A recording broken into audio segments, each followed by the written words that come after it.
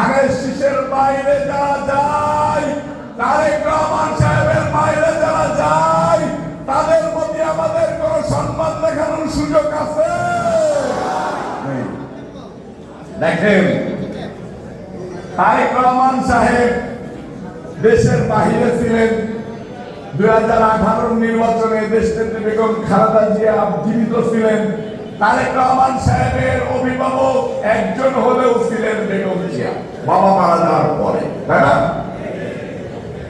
আজকে বিএনপির ভারপ্রাপ্ত চেয়ারম্যান জনাব তারেক রহমান সাহেবের বাবা বেঁচে নাই।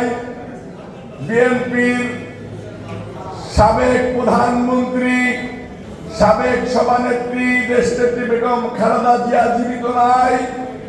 বিএনপির ভারপ্রাপ্ত বিএনপি চেয়ারপারসন তারেক রহমান সাহেবের একমাত্র ভাই আরাফাত রহমান কোকো বেঁচে নাই।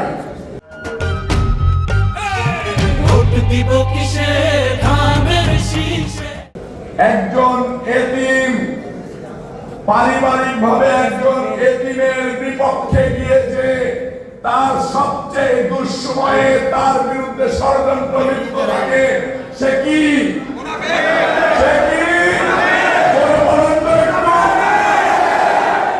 এইসব মুনাফিকদেরকে আমরা আশা করব দল আর কখনো মূল্যায়ন করবে না, দলে স্থান করে দেবে।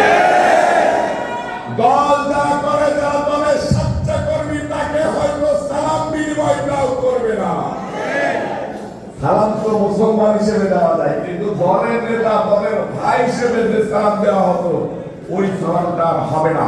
কারণ তারেক রহমান সাহেবের দুঃসময়ে আপনি তারেক রহমান সাহেবের মুখে ছুরি মারার জন্য নিজেকে জাহির করতে চান, সম্মান করার জায়গা কি? বক্তব্য বেশি দিব না।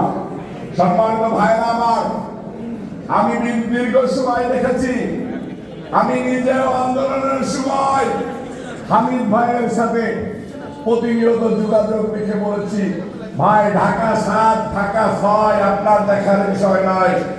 ঢাকা মানে আপনার আন্দোলনে যে নেতা কর্মী যাবে আপনি তাকে সহযোগিতা করবেন।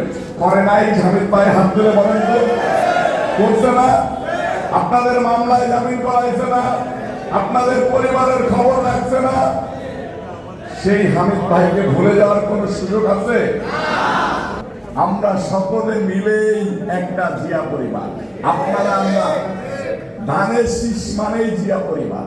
আমরা সকলেই আদর্শিক ভাই। আমাদেরকে হামিদুর রহমান হামিদ হইতে হবে, আমাদেরকে চিন্তায় থাকতে হবে। আমার বাচ্চা অসুস্থ হলে যেরকম আমার দায়িত্বে হসপিটালে নিয়ে যে চিকিৎসা করে ভালো করা, ঠিক একইভাবে আমাদেরকে হামিদুর রহমান হামিদ হয়ে